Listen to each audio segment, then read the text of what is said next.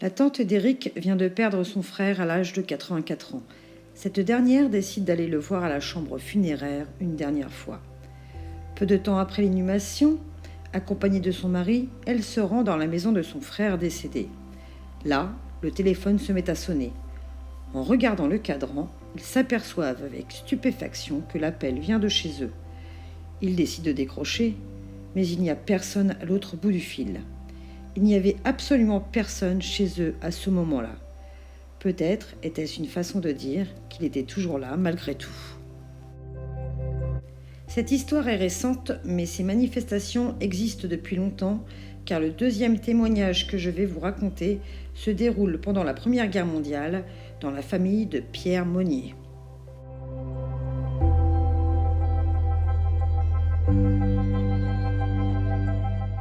Ce monsieur était décédé peu de temps avant que ce phénomène ne se produise.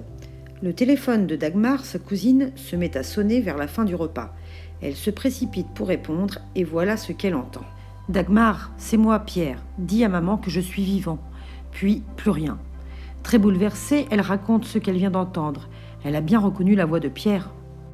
Comme vous le savez peut-être, les appels à l'époque passaient forcément par un standard. L'opératrice était chargée de mettre en relation les communications. Alors, l'homme de la maison appelle immédiatement l'opératrice. Celle-ci affirmera que personne n'avait demandé son numéro. Dans ces deux cas, les appels sont passés peu de temps après un décès. Mais il peut arriver que cela se manifeste des années plus tard.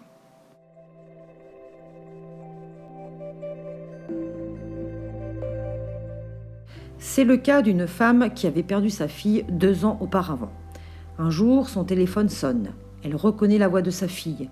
Ce qu'elle lui dit est assez étrange. Ce n'est pas un témoignage de sa survie dans une autre dimension, mais plutôt quelque chose qui lui est arrivé souvent de son vivant. « Maman, c'est moi. J'ai besoin de 20 $ pour rentrer. » Était-ce une rémanence du passé, comme une empreinte dans le temps ? Nos connaissances d'aujourd'hui ne nous permettent pas encore de le dire.